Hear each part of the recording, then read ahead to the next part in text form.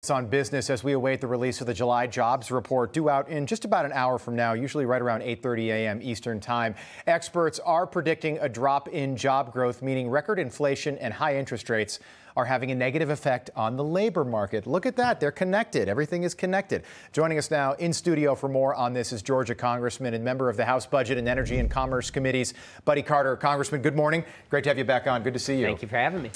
So we're waiting for this jobs report, again, due out just about an hour. Walk us through what you're expecting to see in what doesn't look like a great jobs report. Well, it's being predicted, I think, that it's not going to be a good report. But regardless of what it is, the people in America understand we're in a recession. I mean, spending is down, wages are down, gas is up, inflation is up, and people understand it. We get calls in our office all the time. I had a call a couple of weeks ago from a single mom. I can't afford the gas to get to work, but I can't afford not to go to work. I mean, we got a big ag presence in our district. I have farmers calling me. I can't afford diesel fuel. I can't afford fertilizer. I'm not going to be able to plant a crop this year. People understand we are in a recession. So regardless of what the jobs report says, we are in a recession, and the American people are feeling this. So gas prices have dropped for 51 straight days now, and the administration continues to take victory lap after victory lap. Right now, today, as you wake up, it's $4.11 a gallon nationwide. It's a lot higher in some places. I haven't found it at $4.11 anywhere where I live, and I'm not far from where we are right now.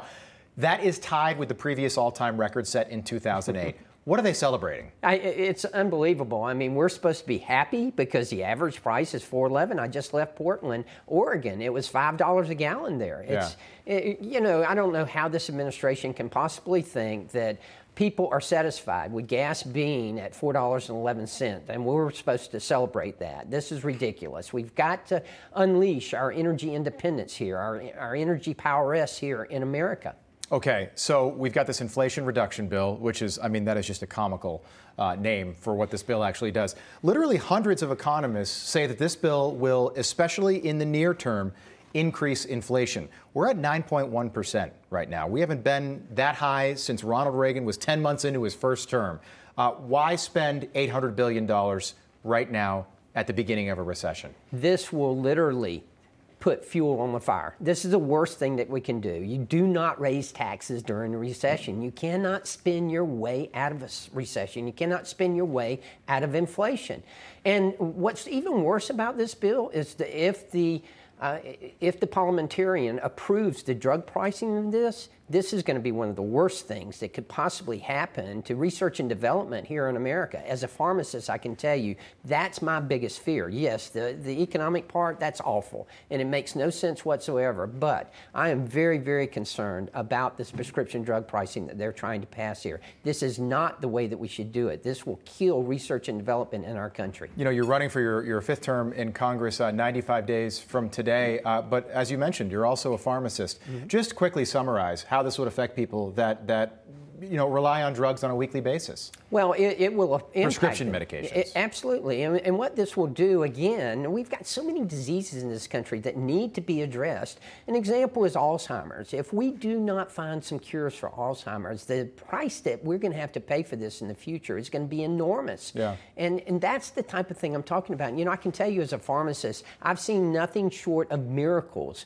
as a result of research and development that has happened during the time that I've been practicing. And we have to continue that, not only for our good here in the United States, but for the good of the world.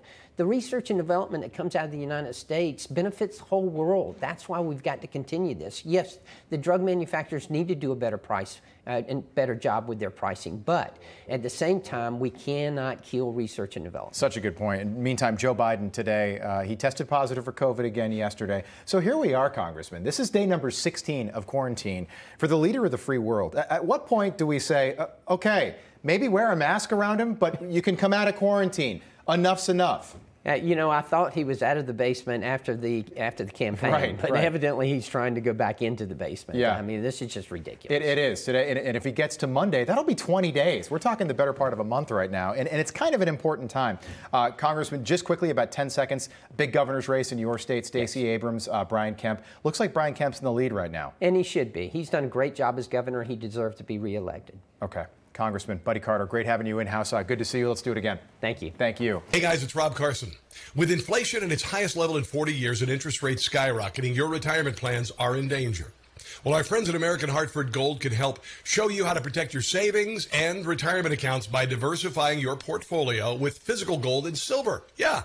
If you call them right now, they have a special offer. They will give you a free gold coin on your first qualifying order. So don't wait. Call now. Here's the number. 866-935-4309. That's 866-935-4309 or text Newsmax to 65532. That's Newsmax to 65532. Thank you.